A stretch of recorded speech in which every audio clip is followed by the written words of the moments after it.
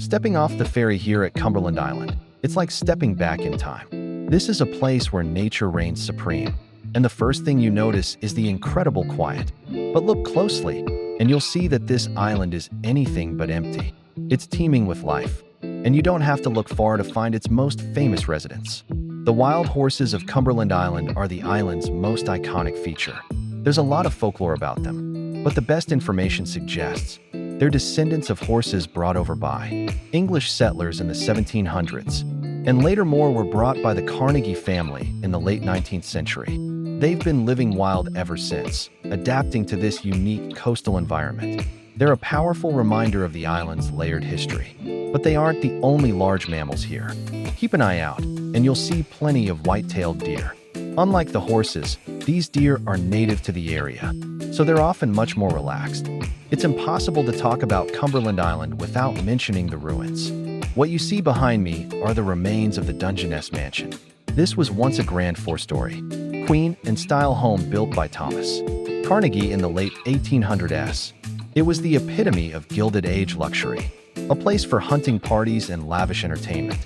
But after the family abandoned it, a fire in 1959 destroyed most of the structure, leaving behind these hauntingly beautiful skeletal remains. The ruins now serve as a powerful monument to the island's past.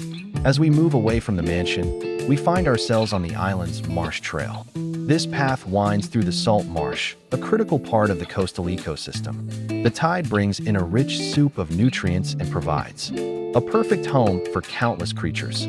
It's an ideal place for bird watching, and you'll see why in a moment. The bird life on Cumberland Island is truly spectacular. We're talking about everything from majestic herons and egrets stalking the shallow waters for their next meal, to the loud, boisterous cries of the gulls and terns on the shore. This island is a crucial stop on many migratory routes, so the variety of species you can see changes with the seasons, making every visit a new adventure. From the marsh, we transition to the heart of Cumberland Island, the beach. With over 17 miles of pristine, undeveloped shoreline, it's easy to find your own slice of paradise here. The waves crash in a rhythmic, soothing pattern, while the horses are the island's most famous residents. The smaller creatures are just as fascinating. Look down by the beach and in the maritime forests, and you'll find plenty of lizards darting around.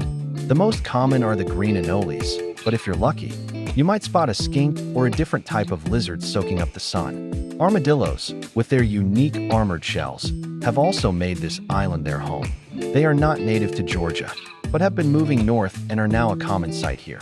You'll often see them rooting around in the underbrush, looking for insects with their long snouts.